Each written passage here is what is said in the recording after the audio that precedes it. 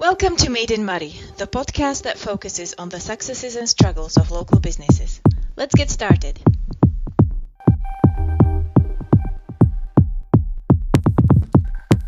My name's G, I'm your host, and today I'm sitting down with Gloria Craik, who is the owner of Heavenly Favour, which is a local body care company. What is body care? Body care encompasses skin care, hair care, scalp care, to clean and to nourish. Okay, super. So as an example, you brought along today this little jar of coconut oat cookie body scrub, which is one of the products? Yeah, it's one of my favourites. Okay. Now, how would I use this? You'd use it in the bath or the shower or by your sink. It's suitable for your whole body, so you can use it on your face or your whole body. It's got a slight roughness to it, so it's a little bit exfoliating. That's from the brown sugar, but the oats are really, really good for skin conditions like psoriasis or eczema, and the coconut oil is just super moisturizing, so it's a lovely experience. So just rub it on your wet skin and rinse it off when you're ready. Super. Now, I'm looking at the ingredients, and what I love about this is that I recognize everything that's in this. Yeah, they're all I understand the label, and it's all natural product. totally, yes. Yeah. Which makes me wonder, could I actually eat this? It actually says on the toxicology report for this one, it is edible. I had a blogger do a little bit on it for me, and he actually did taste it on camera. He says it was sweet and crunchy. Wow, so it's like good externally and internally. Absolutely. It cleans and softens internally too. Maybe we all need a bit of that. Yeah. A complete experience. Absolutely. Wow, super.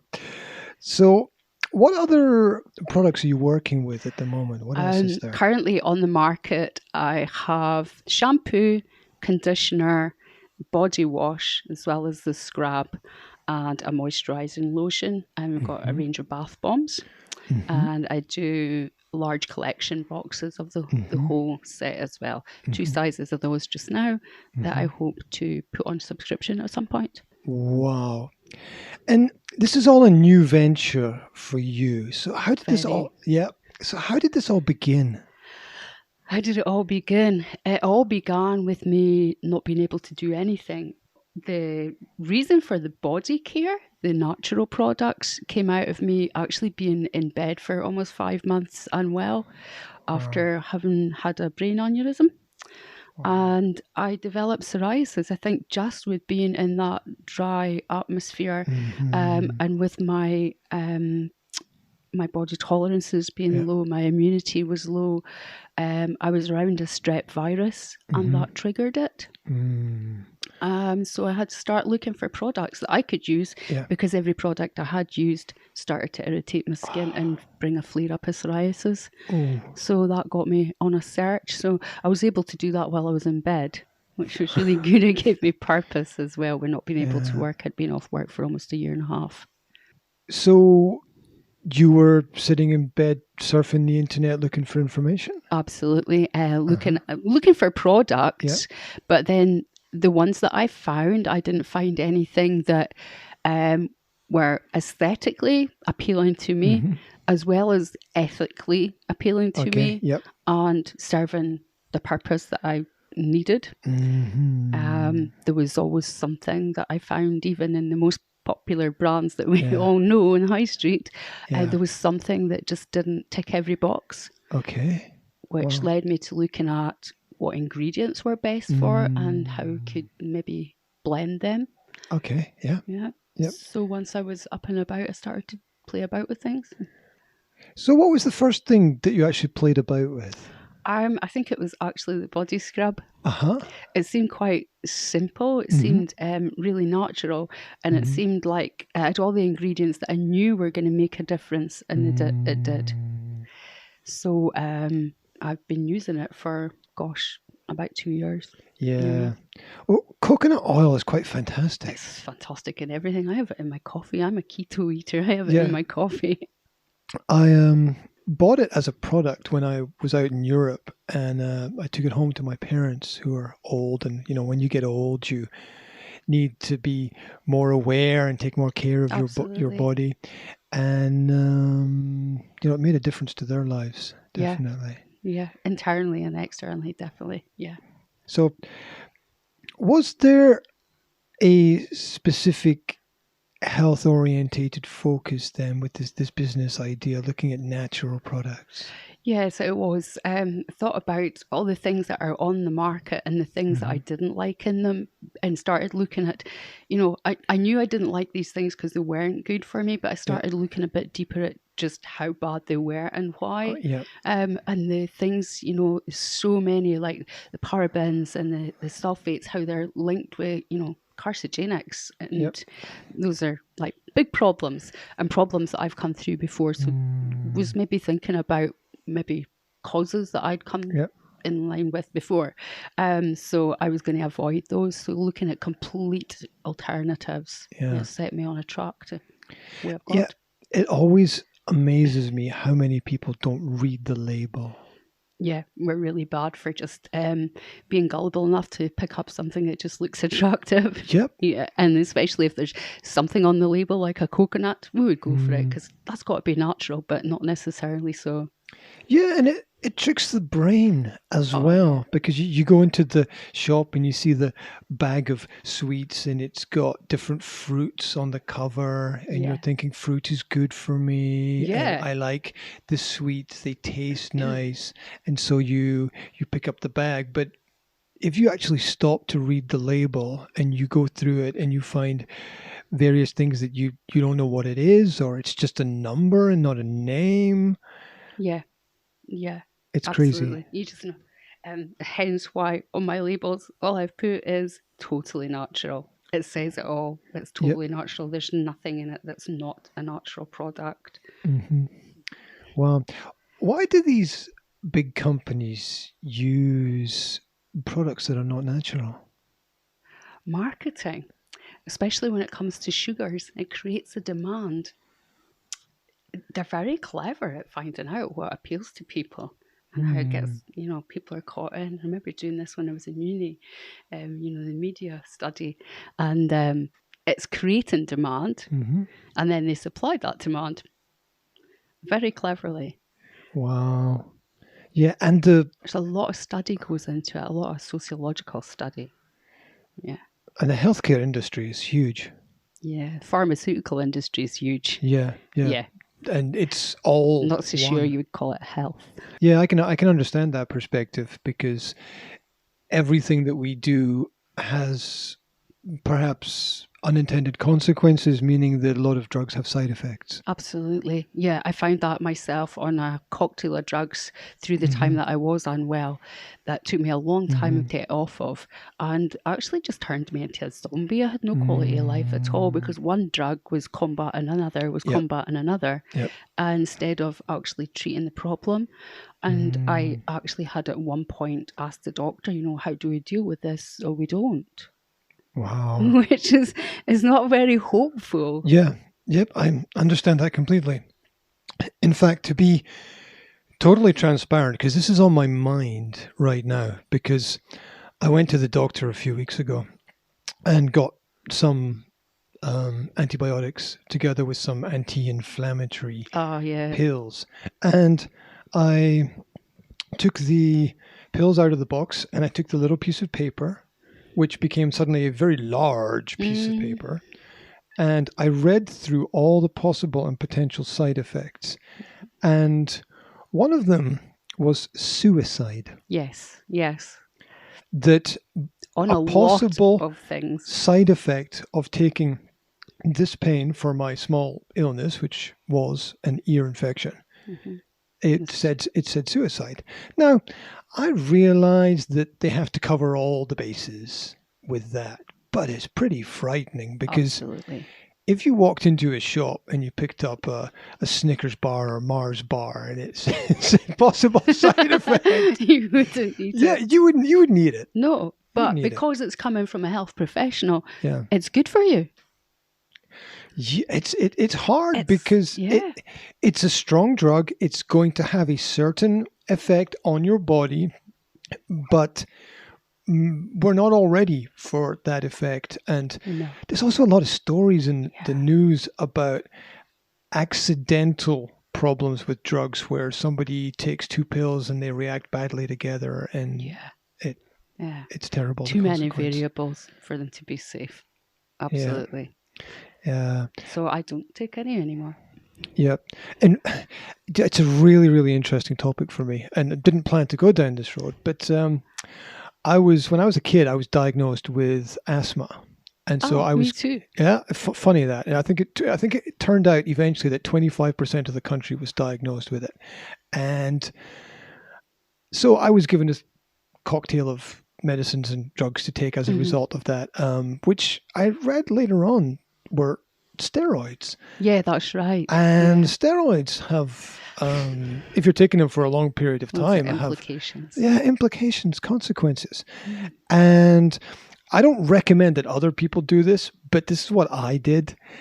I made a decision one day that I wasn't going to let the drug dictate what I could and couldn't do. And I did my due diligence. I did my research. I went and got as much information as I could about what happens when you take the drug, what happens when you don't take the drug. And I decided to replace the drug with, at the beginning, moderate exercise. And slowly decrease the use of the drug, increase the exercise. And over a period of 3 to 5 years, I stopped taking all of the medication. And I think I can safely say now that I'm healthy and asthma free. Yeah. Now I don't know if that's going to work for everybody, because everybody's body is different. For sure. Yeah. I think it's probably much more common now than when I was young. I was diagnosed with asthma probably around the age of 13. I remember not being able to do PE, not being able to run. I was coughing up blood. Lots of things I just didn't have the stamina to do. I was a bit of a weakling. And I was given a Ventolin inhaler. I think I remember being given a spinhaler at one point, and I can't remember what was in it. There was but I know it just was a little blue one. Was it a little blue one? Yes. Yeah. Yes, That's I had the same Ventolin, one. Yes. And they were horrible, especially the salbutamol. It was like you had to put this little capsule in this thing, and it spun round and it broke the capsule, and this powder was in the back of your throat. It was disgusting. It was horrible. But I had that diagnosis for years and years and years, and it wasn't until I was in my 30s that I was having some really major asthma attacks. They were really coming thick and fast, and they were causing blackout, and really getting quite scary. Wow. But at the same time, I'd gotten involved in church and stuff and started getting some personal counselling, and we linked the asthma with some emotional stuff. So when you start to look at asthma, it's connected with things like psoriasis, eczema. They're all in the same cycle. And these things are all triggered with stress and emotional issues as well. So I went through some counselling, some prayer, and came off the medication. I haven't had an attack since we're getting on about 20 years. Wow. I think it's very true that health is wealth. Absolutely. And I think a lot of health is having the right approach and essentially a positive attitude towards life, and a positive attitude towards the future and to the challenges that we all face. And I think that we can all make a difference to the quality of our life if we think about our thinking a little bit. And thinking, it makes you ill. True. It's very true. Because a lot of things begin in the mind. I think it's true to say that a lot of things that are external are caused internally, but equally the other way around. A lot of things external, so we need to choose what we allow in as well. Yeah. Well, as you know, part of my background is with languages, and I believe the quality of your output in life is dependent upon the quality of your input. Absolutely. And it's not just about the quality of food that you put into your body, it's the quality of information that you put into your brain. Yeah. That allows you to make the right decisions. And of course, we all have struggles. Of course, you can't live a totally 100% healthy life. Oh, no. World. It's how you deal with them, though. It's how you face them or not. Yeah. And, each day is a series of choices. Yeah. And if you can make the right choices to go for the healthy products, for example, then it can overall make a big difference, I think, especially in the long term. Yeah, I that's very true. I completely agree. However, sometimes you're not aware those choices are there. Yeah, that's true. Media is very powerful in making us aware of what they want us to know. Yeah, and very often it takes an extreme or semi-extreme situation for people to realize, recognize, or notice things. Yes, like having to spend a period of time in bed sick. Yeah. Absolutely. Yeah, that was a real, that was a turning point in my life. I think completely a turning point. I had to reevaluate very quickly. I had to actually look at what I was able to do and what I would potentially be able to do long term. I was given a misdiagnosis of dementia, which was a real wake-up call. Thankfully, it was a misdiagnosis, but it made me look at life completely differently and prioritize, and there were things in my life that just had to go, not necessary, and things in my life that I had to invest more in. Primarily me. And that's a great point, because if we don't reinvest in ourselves, we don't have the energy to help other people. Absolutely. Yeah. You can't pour out of something that's empty. Yeah. So how do you keep your energy levels up and stay inspired to do the work? Oh my goodness. My energy levels, I don't know if I'm probably running on I don't know, nervous energy most of the time. It's certainly sleep deprivation sort of does that to you. Yeah, that's true. Because I'm a one-band woman, if you like. The thing that keeps me going is the passion that I have behind it. Not just the health aspects of the products that I am making. My business is, I love my business, I love my products, but it's a vehicle to achieve some goals that I have, the real passions that I have. So that's what keeps me going, is because I want to achieve these and I want to be doing them. I want to make a difference in other lives. Yep. I know that this week you had to make a special trip somewhere. I did. I go down to Glasgow.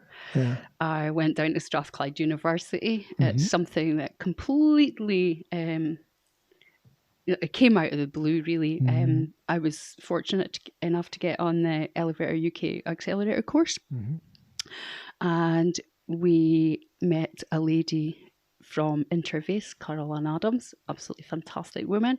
And she taught us about, or gave us information about interface working between businesses and universities. Development strategies or even just growth strategies.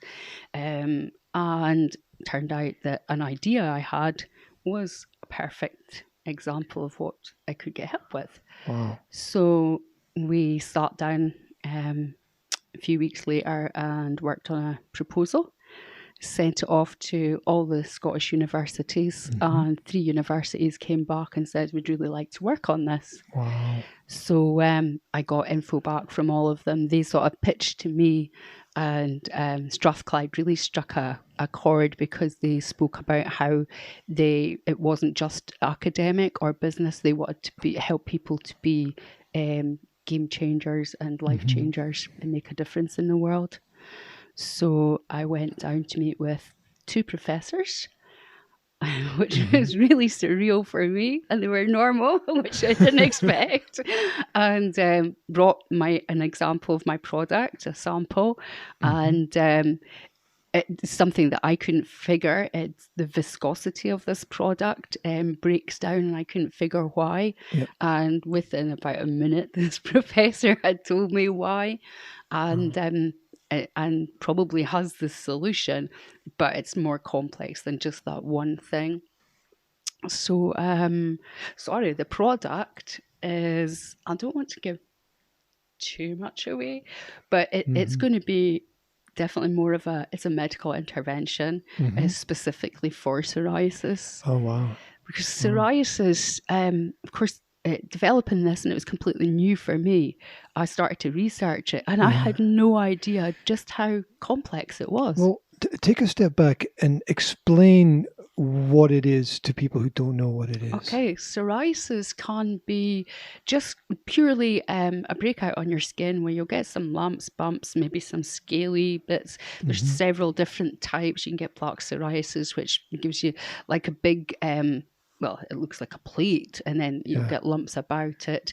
Different things will trigger it off. For me, it's strep virus, if I'm anywhere near strep virus, or allergens now. I can't dye my hair, hence the blonde now. Used to be dark. Can't dye it because I can't use the PDPs in it anymore. It just, my whole scalp is like one big scab. It's disgusting. It's not nice.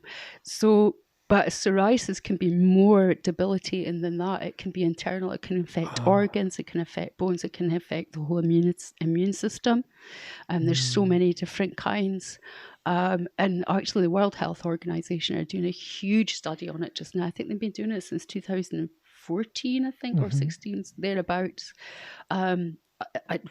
You know, what's the most common cases? You know, are there areas, geographic areas?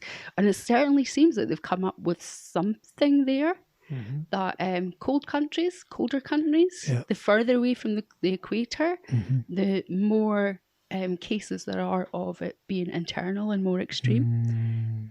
The warmer the countries, the more it is just a skin thing. I mean, something like there's only somewhere around like 25% of the population in Africa is suffering from only the skin type, and no recorded instances of anything more severe. Wow.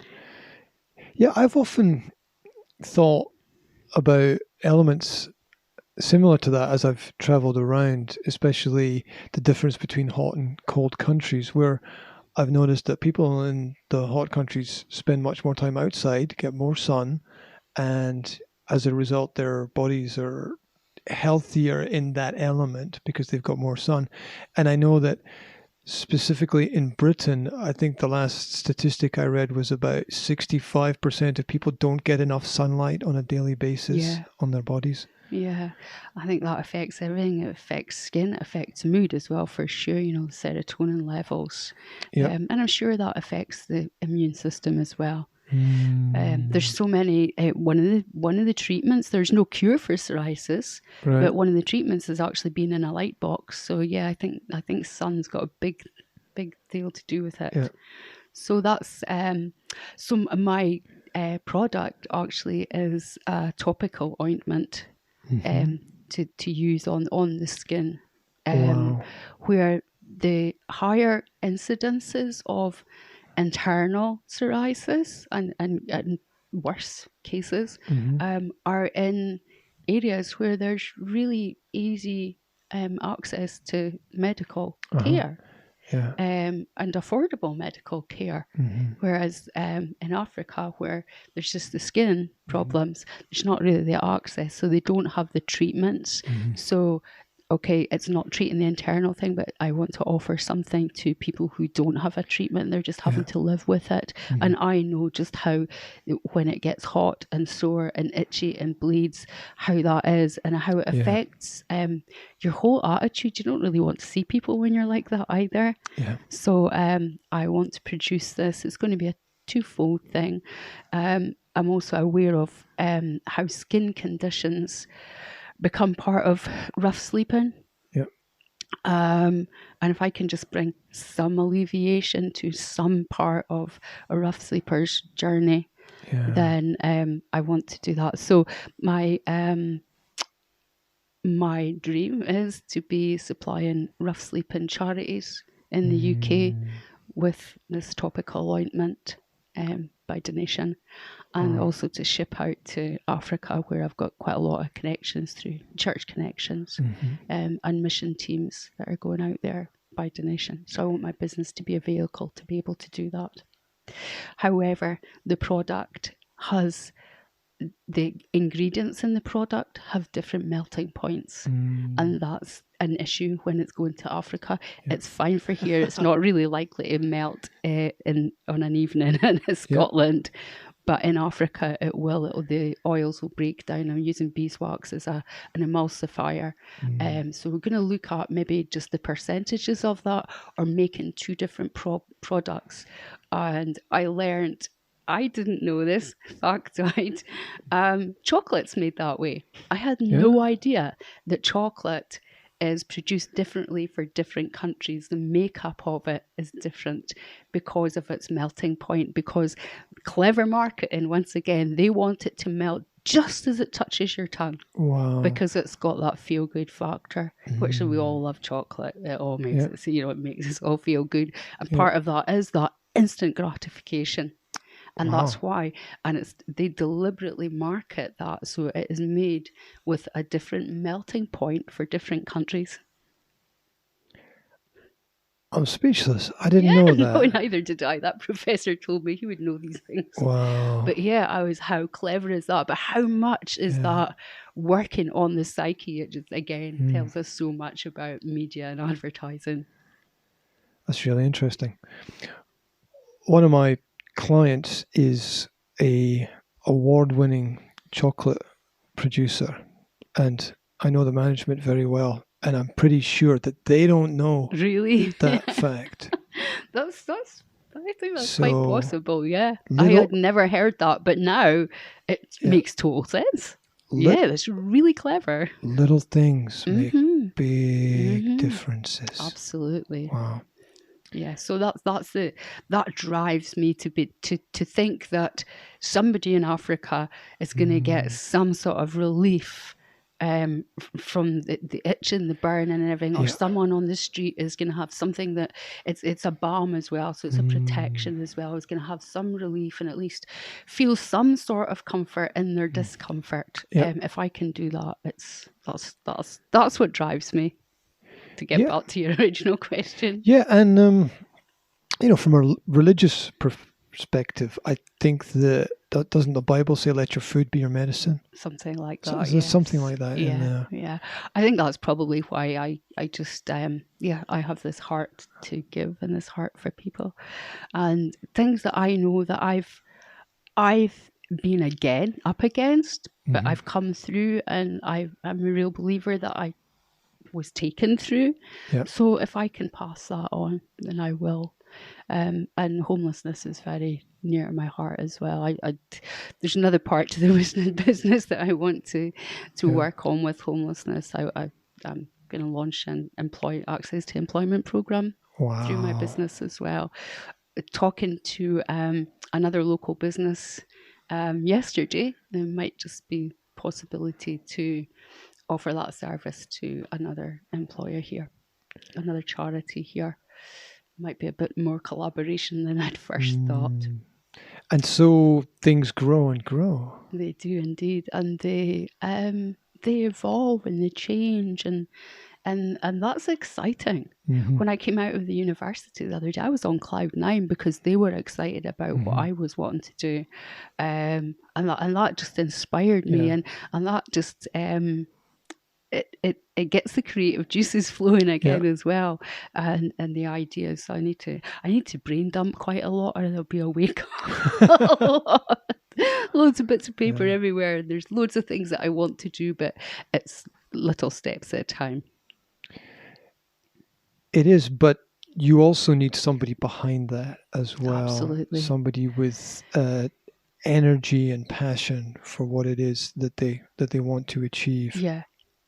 That's the only thing that I have, to be honest, because when I set out on this, I became ill health dismissed from work. So I had what I was due from work for 5 years. It wasn't that much. Went through pretty major separation. It was suddenly found myself on my own with no income either. Wow. But at that same time, again, believe being guided, that's when the accelerator opportunity opened up the exact same time.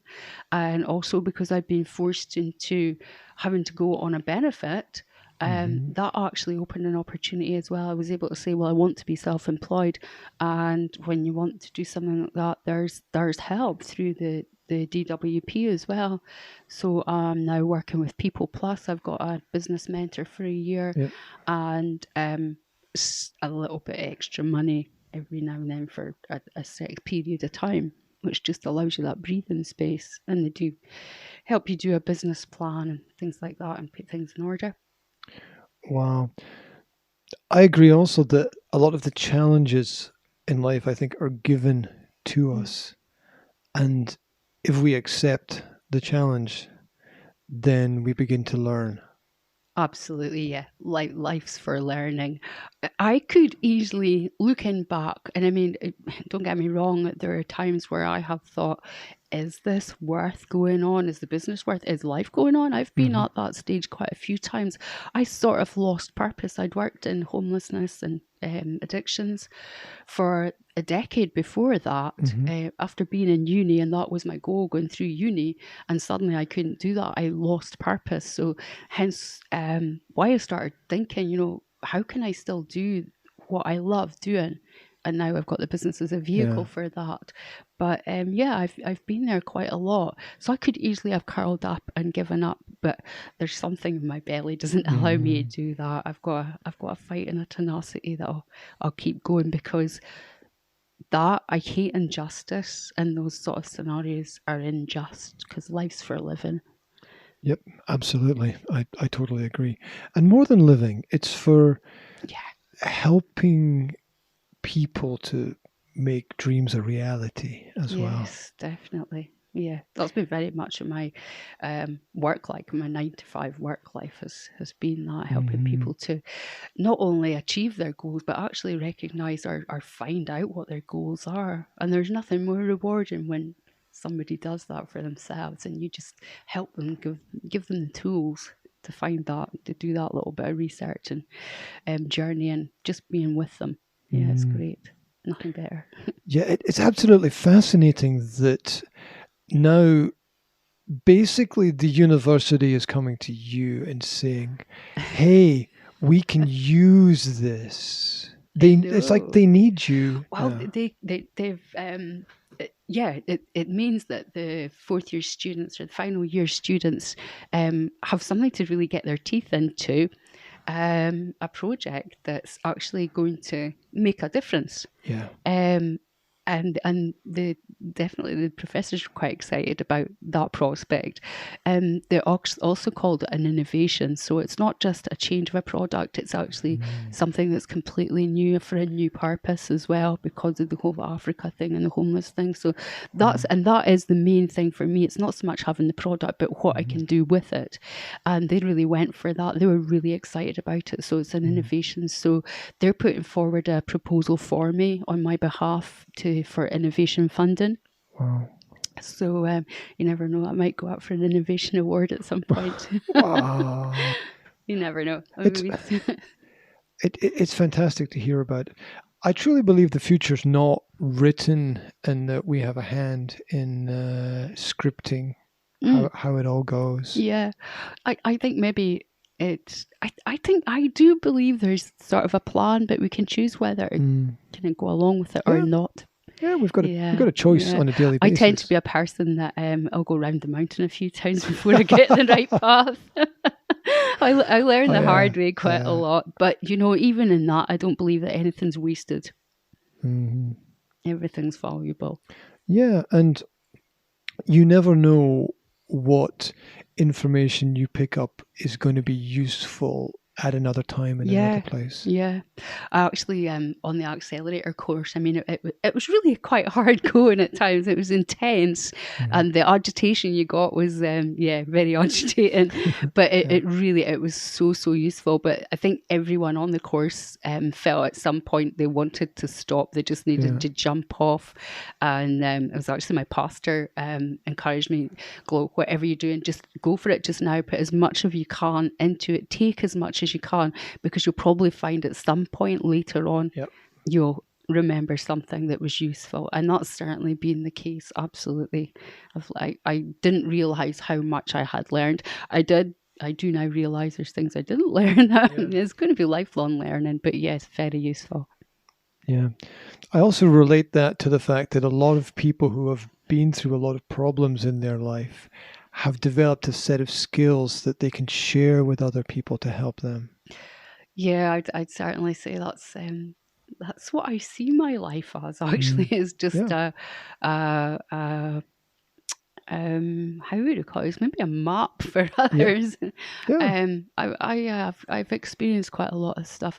The whole homeless issue for me comes out of starting my adult life as a rough sleeper for a couple of months when I was I would say asked to leave my home, but no, I was my things were on the doorstep when I came home after a night out. So so I understand not only the physical challenges in that. It's absolutely incredible, you know, the fear, especially being a female, the cold, the wet, the discomfort in that, the when you suddenly realize that all the things you've taken for granted, like getting your clothes washed and being able to wash, all those things are gone, and with that goes your dignity, your self-respect, your self-confidence, you know, your self-esteem. Everything gets knocked. Thankfully for me, it was short-term, but I used the way I got out of it wasn't very healthy. I got into a relationship that was really very unhealthy for me, and that became a pattern then as well.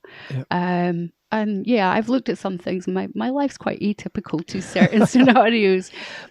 So I've experienced a lot of things that I have been able to pass on.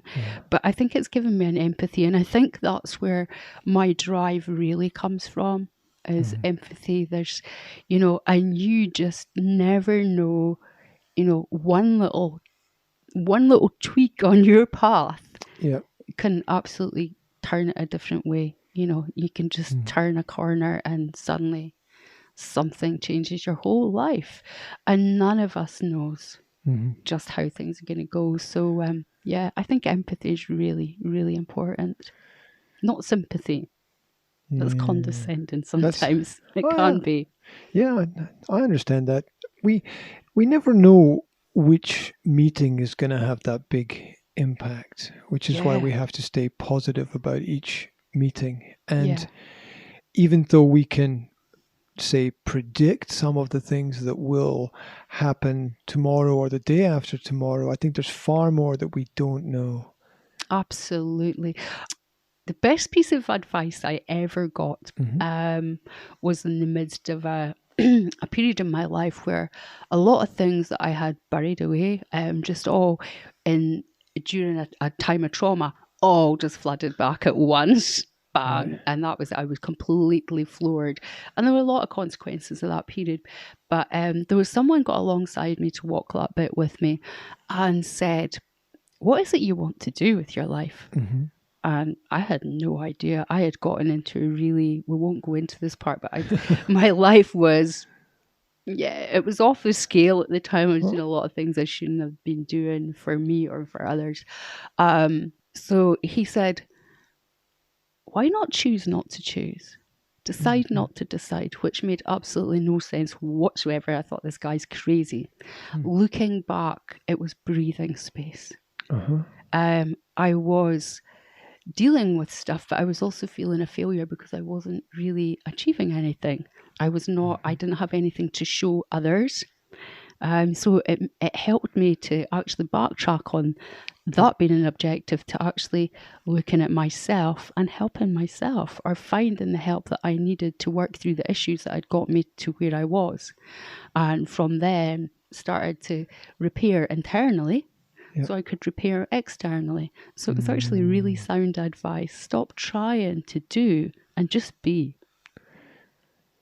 Well, it makes perfect sense because we have to understand who we are and we have to live where we are. Yeah.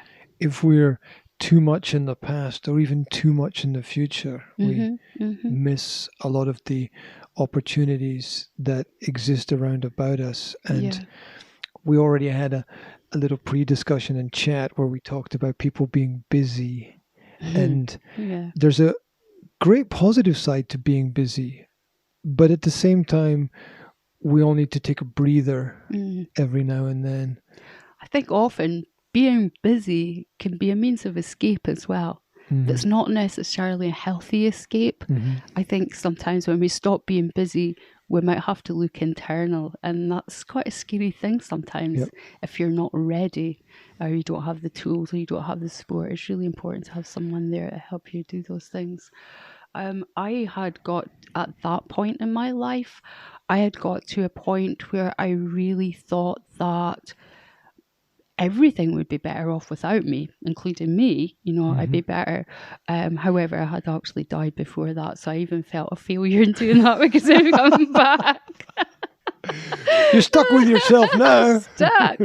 So that's where I was really at that point where I had decided I was giving up, and different things happened, and I realised that I didn't need to die. I needed to change. I was throwing a pity party, and it might have been a justified pity party. I had a lot to be pitiful, feel pity for myself about, but at the same time I wasn't doing myself any favours. So it was time when Princess Diana died, and I was watching her funeral, started thinking about who would come to my funeral. Oh, so and so. Oh no, I did this to them, or I did that. I thought, you know what? I don't need to die. I need to change. It was a pivotal point. That is one of the most profound things I've ever heard. And I'm just pausing in my mind here to understand it, that for people who are on the edge, you don't need to die, you need to change, because dying is not going to change anything. That is incredibly powerful. And here I am with my own business now. Yeah. So, just to get it, I got into a life of crime and drugs and addiction and dealing and all the rest of it. So when I then worked on my way around and did lots and lots of volunteer opportunities using actual brains that I'd been born with instead of scrambling them. And I'd given up a university place when I was young as well, because I became homeless and for some negative input as well. So I started doing voluntary work. I was an adult basic education tutor. I worked on a women's support group, adult education, computer education, different voluntary things just to get back. I did some sessional work with a place called Hendrey House, which is the supported homeless accommodation, and then I got a part-time job there. Went and did my degree when I was 40, passed my driving test when I was 40 as well. 40 really is the beginning of life. Excellent. And when I would hear people in that project, in the Hendrey House project, say, you don't know, well, yes, I do. I do know. And I also don't know it doesn't have to be that way. But it's not easy to get out of those things. You have to be determined and you have to make the right choices. There's no half measures. And I think emotional choices are difficult because when you make a choice where you're actually going to hurt emotionally, it's a difficult thing to do, but definitely worth it. How does a person know in that situation which path is the right path? Oh, my goodness. Myself, I do have a strong faith. So I do read the Bible. I do consider myself to have a personal relationship. So I think I have some leading, spiritual side. Also, there has to be just a bit of wisdom and common sense in there as well. We all make choices every day that we know our gut instinct just tells us that wasn't the right choice for you, or it wasn't the right choice you made for someone else, because our choices don't only impact on ourselves, they impact on others as well. Yep. Absolutely. And one, I don't know if you've ever, have you ever seen a film called The Butterfly Effect? No, tell me about Right, it. okay, so there's a group of young people, and it goes through each person. I think there's 7 different people in it, and each person they focus on, and they're all together in a scenario, and each person makes a choice in it, and it follows each person's choice. Now, so every person's choice impacted on the whole group, not only on themselves, but on the whole group. So each choice, all 7 different choices, created different scenarios. Okay. Some of them positive, most of them not. Wow. So yeah, just for that one decision impacted on those 7, but then those 7 impacted on their families, their friends, and it's the ripple effect. So actually making a choice is a huge responsibility. Yep. Absolutely. And everything, as you say, starts with a choice. Yeah, there was a film I saw years ago. I think it was called Sliding Doors, where it shows one person making one decision on one day and what happens as a result of making the decision or not making the decision. I think wasn't it about a person getting on a train? Like in one story they get on the train, and another story they don't get on the train, and how their life diverges. How many times, even I believe in everyday things like that happen. It amazes me how many, for one thing to happen, how many other things need to be in place for that one instance. You know, it can blow your mind if you really start to think about it.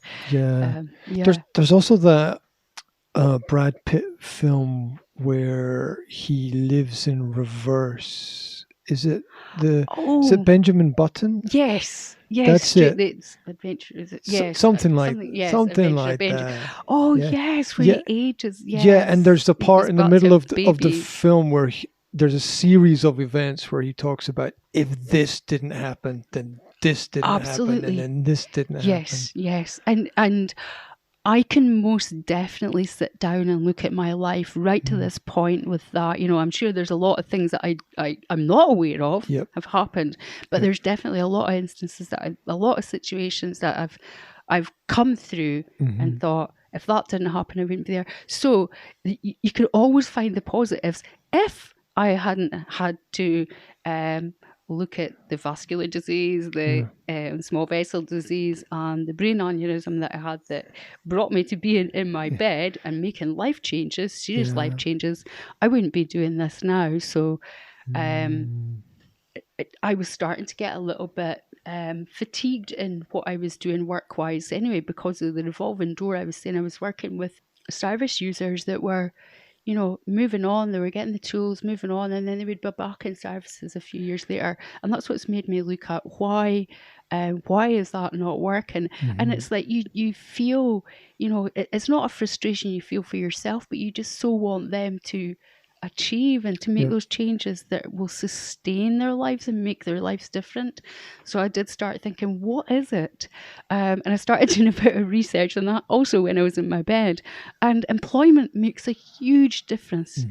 All those things that I spoke about that you lose when you're homeless, when you're a rough sleeper, whether you're a sofa surfer or whether, you know, you're in supported accommodation or whatever, you don't have that thing that's called your roof, that's your home, your little haven you can go in and shut the door to, and it becomes your world.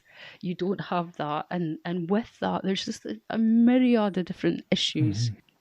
And in that, I started to see the benefits that employment make generally for all of us, but also the barriers there are to homeless people getting into employment in the first place, to get all those things that employment provides that would give them far better life choices, but also far better chances of sustaining the changes that they do make in primarily their home, or getting a tenancy and keeping it, and making life changes, making friend changes, new circles of friends makes a huge difference, and you get that from employment. So that's another thing that drives me to start up this Access to Employment program.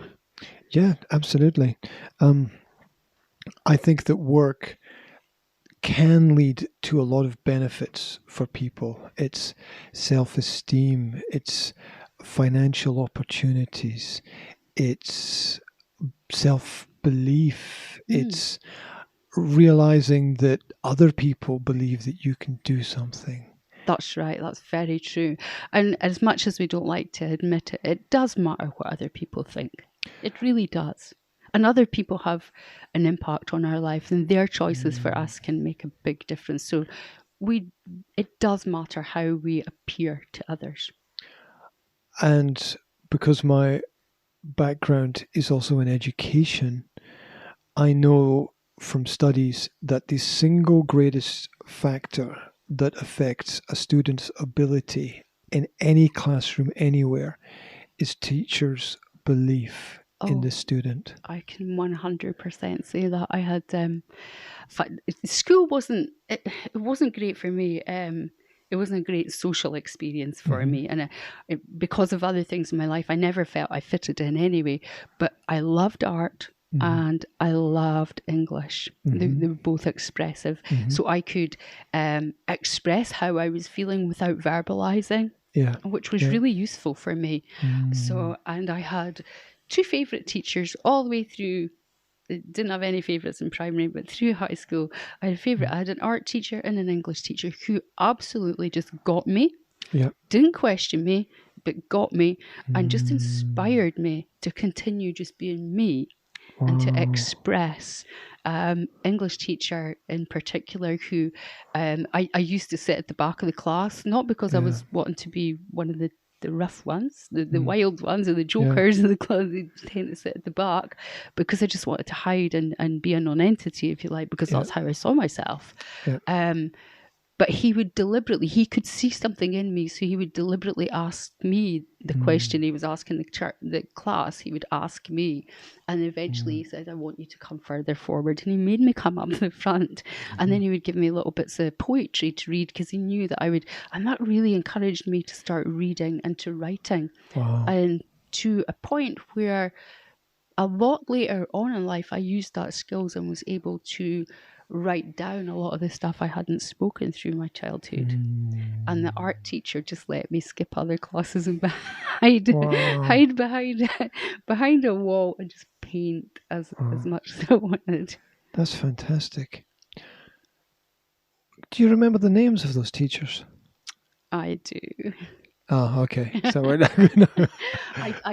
I know one's no longer with us. Okay. I don't know. I'm not actually sure if the other one is. So the reason why I asked that is we discovered before this little chit chat that we have more in common in the past than we realized. It's strange how how would I describe it?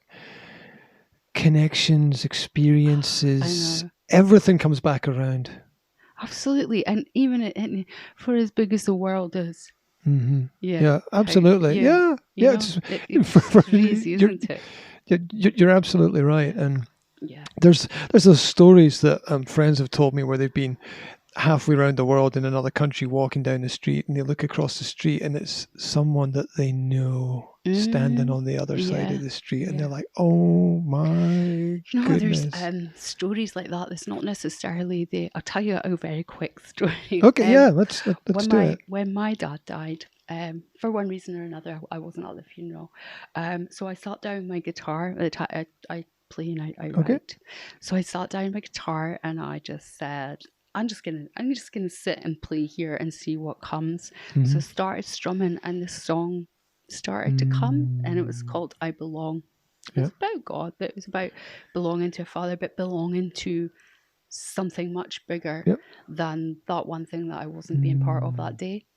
And I held on to this song. It really, really, it did something in me. So jump forward quite a few years later, and I was part of a mission team that went to South Africa, to a township outside Cape Town, where one of the reasons I want to give the cream there, they're living with open sewers. They're living in a 6x6 corrugated metal shack. It's just a completely different way of life that I'm so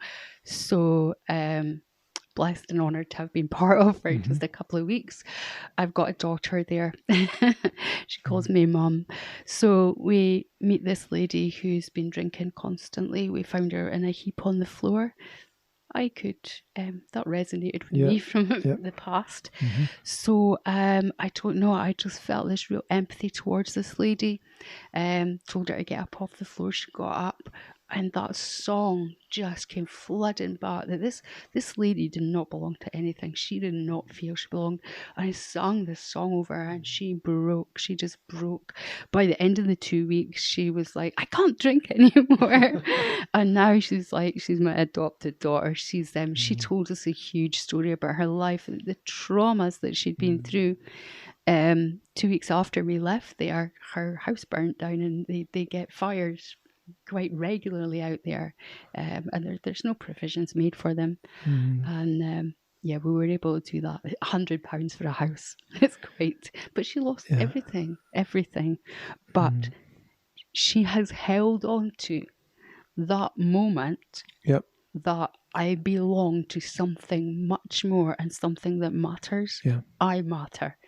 And she now has passed a driving test. She has her own little business going, which it's a relative thing in her situation, but she has this, and she has this dignity and this love of self. She dresses different, she looks different, and she calls me mum, and I love it. What a fantastic difference to make in somebody's life. It's quite incredible, and people need to belong. Absolutely, yeah. Whether, even Maslow knew that. Yeah. Whether it's to a family or a community, absolutely, they need to find a place for themselves, and that might mean struggles. Yes, I can totally relate. I think, thinking back to when I was going through a tough time in my life, there were people there for me. They weren't necessarily healthy relationships, but they were there. It was like a pseudo church, a pseudo family, or whatever. They were there, and they were like, "Oh, we'll just come in, we'll help you with this. Oh, don't worry about paying it or whatever." They were creating a safety net, which we all need. Some sort of safety net, a support network. We all need that. It's when I got to a healthier place in myself, I started to see how unhealthy that network was. But I had got to a place where I found then the strength to detach from that. But at the time, it served a purpose for me. Absolutely. The quality of a person's life is heavily dependent upon the quality of the lives of the people around about them as well. 100%. And I think a lot of the time, the quality of life that people end up with is a little bit connected to what they're prepared to accept. Yeah, and that's very much down to the perception of their own self-worth. Yep, absolutely. Receiving is a really difficult thing. It's really difficult. It's much easier to give. Actually, while I was unwell, I realised that part of the reason for me getting into, I'd worked in a care home before I got into the homelessness, was some sort of need to atone, which I then discovered I didn't need to do. But there was some part of me was feeling bad for the way that I had been, and I needed to make amends, and it wasn't. So I wasn't actually operating out of the right spirit, if you like. So I am now. But it's that realisation that, my goodness, I am good enough. And when you're good enough, when you realise that, then it's not, it seems like good things start to happen, but it's not. It's just that those good things were there, you just weren't able to receive them. Yeah, and together with that, understand that most things in life don't happen to you, they happen for you. Absolutely. Yes. Yeah, they don't just fall out of the sky. Yeah. They're everything, like we said before. Everything is circumstances, situations, other things will come together to create them. You have to be in that. You have to be positioned. I think that's a good way of seeing it. Is you have to be positioned to receive, and only you can get yourself there. Yeah, you maybe have to with help, yeah. but you have to be willing to take the steps to get there. Yeah, in my personal development coaching, one of the elements that I work with young people is you have to put yourself in the right place. Absolutely. Yes. If you are not in the right place, and let's take a abstract example. Say you want to find the right partner in life. 3 o'clock in the morning after 10 beers in the local bar is not ideal. You might pick up something, right? It's not going to be your knight in shining armor, that's for sure.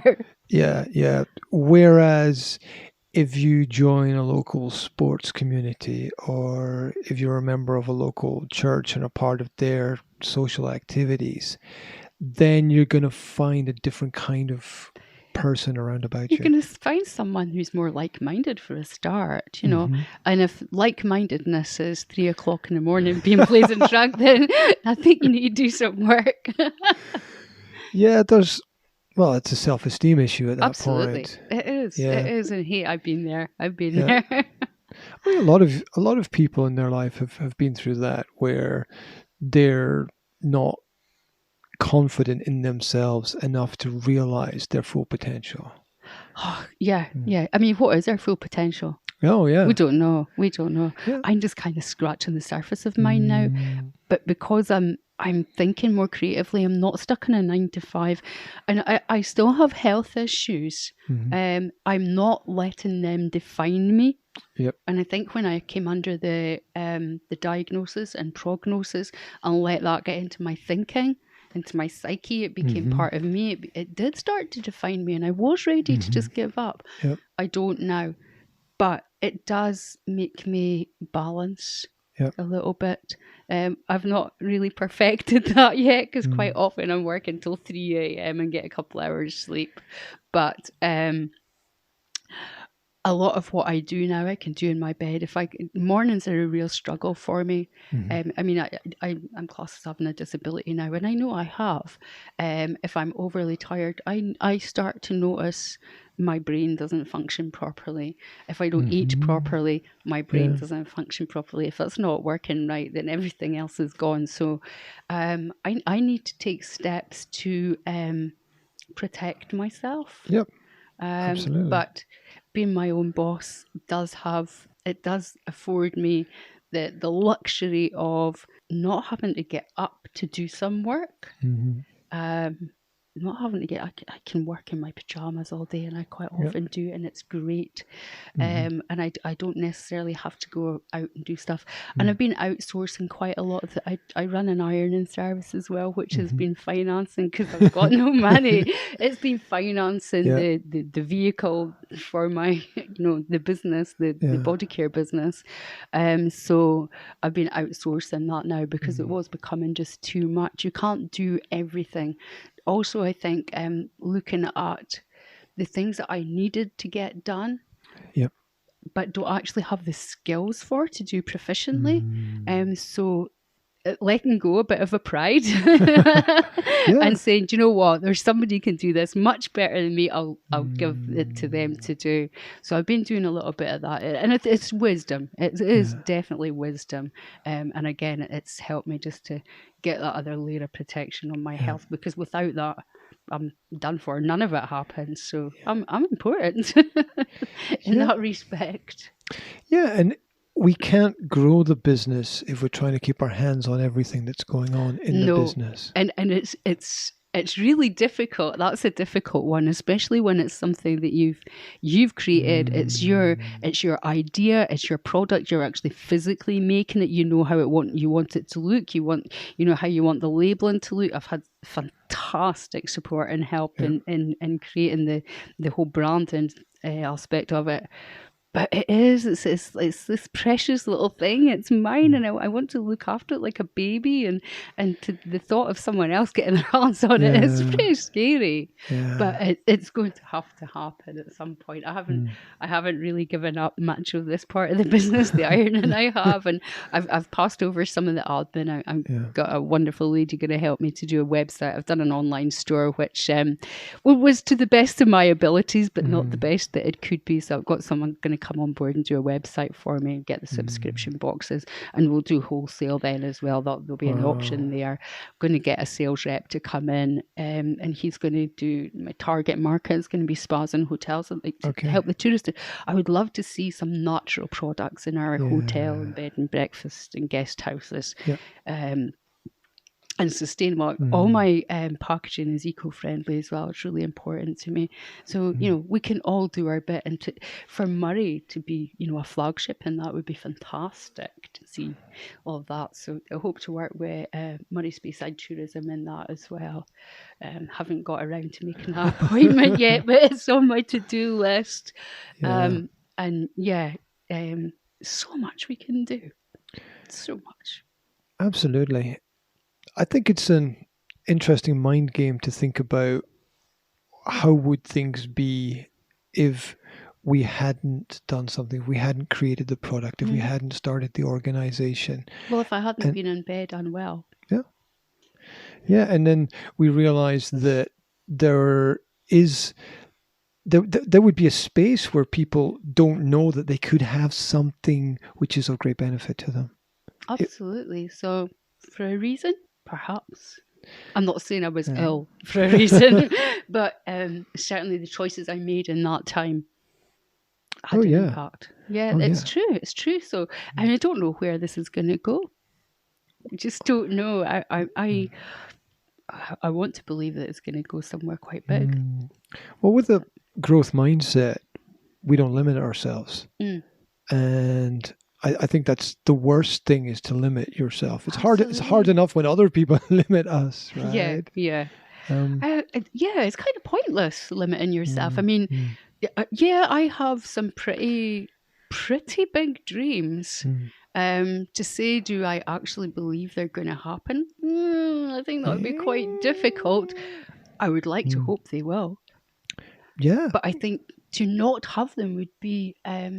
it would be like to not have any hope. Well, there would be something missing without the dream. Absolutely, yes. I would not be living in this part of the world with a nice view from... Look at that view. I can see the beach from where I'm sitting right here. It's fantastic.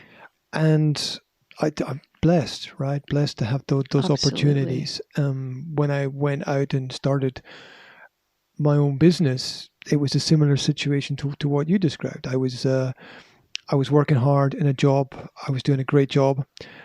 I walked into work. I got fired, and I walked out thinking, I can do this.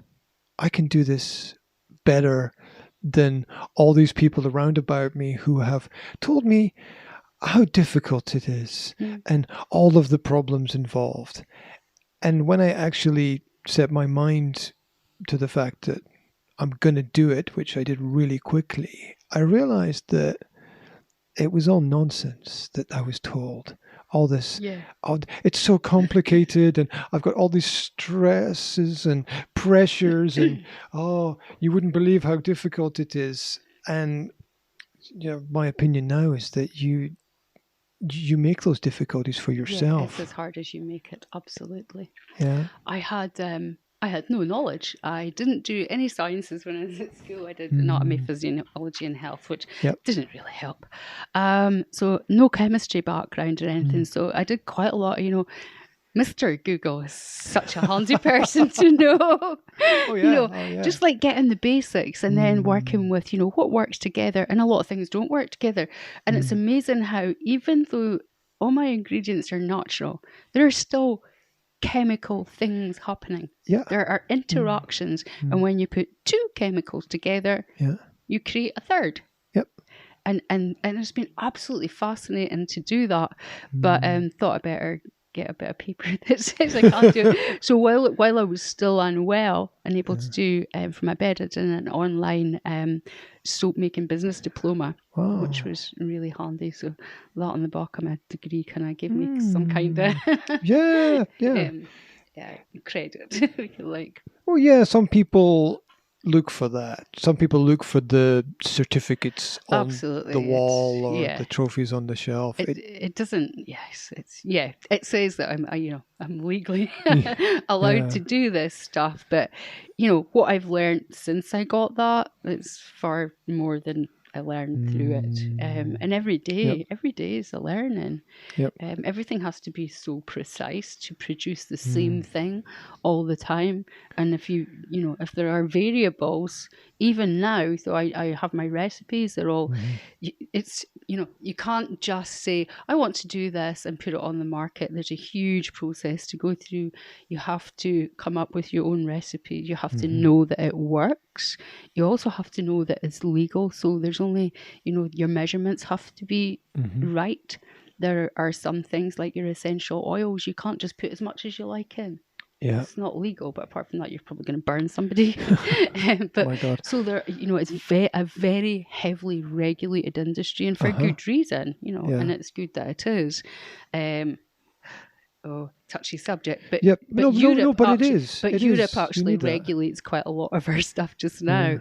So we have to get everything CPSR tested. It needs to go through a toxicology test, and you get a huge report generated from that for every product, and they'll test every ingredient and how those work together and tell you whether your product is fit for purpose and fit for market or not. That's it's good. Expensive to get that done. It is good. But it'll also give you something that is traceable as well. So if there's a problem, it can come right back to, it gives you a footprint, if you like. Nice. Also, because your suppliers, you will put that in there as well. And it's really important for me to know, where did my original materials come from? Hence, I'm going to start sourcing them in Africa. That's another part. Okay, you've got to source good materials there. So you have to do that. Then all that has to be sent to trading standards with all your labeling information and everything. Oh my! It's all got to go there. It's such an incredible amount of paperwork. And then everything has to be, every product's got to go on the European portal. Wow. What is the focus of your attention at the moment for the business? What are you doing right now, and where's that? Right now, is getting the brand out there. I want HF, as I affectionately call it. I want HF to be something that's recognizable, something that's not just visually recognizable, but recognizable as a brand that is good, that's quality, that's health, but's also making a difference. So getting the brand out there and getting the story out there, getting that known. So at the moment, going into local retailers, which has been really difficult for me, coming out of my comfort zone, hugely coming out of my comfort zone, and approaching people and saying, I've got something I think you might like, or would you like? But local retailers have been fantastic. In fact, I've got one to visit this afternoon here. And then that's been really exciting, just thinking, wow, they want my stuff. It's great. So that's definitely, I think that's the biggest aim just now, is getting the brand out there. So it's a twofold thing. I also have now got to go away, and if we're going for innovation funding for the ointment, so I have to match fund that, but I match fund it in my time. Rather than money, which is handy because I don't have any. Hendrey out there wants to do. So I'll match find that with research. So I'm actually going to go around the shops and find products that I want my product to be similar to in consistency and presentation. Right. How I want it to, the viscosity and how I want it to appear. And looking at also packaging. I'm thinking, tubes, aluminium tubes, sustainable and small enough and not going to cost a lot when they're transported, because I have to think about if they're going to Africa and they're going to move from town to town or rural area to rural area, it has to be easy for them to transport and not expensive either. So lots of things to think about. And so I'm researching where I can get in Africa, where I can get the raw materials and get them without being corrupted, which is difficult. And get all that back to, so yeah, doing that and doing a little bit of chemical calculations, which is a new thing for me, but needs to be done. So getting that evidence-based stuff and doing a little bit more of the research on the World Health Organization's take on what's happening with psoriasis, because that's the main thing. So 2 things at the moment. Yeah, two very big things. Yeah. And fulfilling orders that I've got at the moment as well. Yeah. Where can people reach out and connect with you and communicate with you? They can find me on Facebook. They can find me on Instagram. I'm on LinkedIn almost every day. I am on there every day. It's probably the first thing I do when I open my eyes is I start working, because you go through, see who's doing what. You get me through any of those mediums. My website's not constructed yet. I've got an online store that you can access through Facebook or... Do you know, I this minute, I can't remember what it is. there's something out there. I mean, but people if you search Google on, Heavenly Favour Limited, you will find it. You also find my iron and service on there. I've combined them both. Okay, that's cool. Symbiotic. Because one's financing the other. So they're 2 things under the Heavenly Favour. And Heavenly Favour, basically because that's what I feel. It's it's a certain favour for me to be able to come out of a difficult situation, a lot of difficult situations, to be doing something so exciting and something that I can make a difference with, and favour something that can be passed on. Wow, that's absolutely fantastic. And it's great that you've answered all of my questions that I haven't even asked. So it's like you knew Talking's what... not a problem for me. Everybody that knows me would, definitely agree. No, it's been an absolute pleasure for me to sit down with you this morning and to listen to you share the information about your business and your story. And I want to wish you a fantastic success with everything that you plan to do in the future. And if there's people out there that want to connect with Heavenly Favour, then please get in touch with this lady. She's fantastic. She's got a lot of energy, and I'm sure that you'll be able to form some kind of partnership and help each other out. That'd be great. So all the best for the future. And I hope that we get a chance to sit down again at some point and have another chat. Things progress. Thank you. Thank you. It's been great. Surprisingly. No, thank you so much. It's been wonderful. Thank you, Graham. Made in Moray is a product of the Academy of Language Therapy and Life Coaching. Book a free online personal or professional development consultation today. What are you waiting for?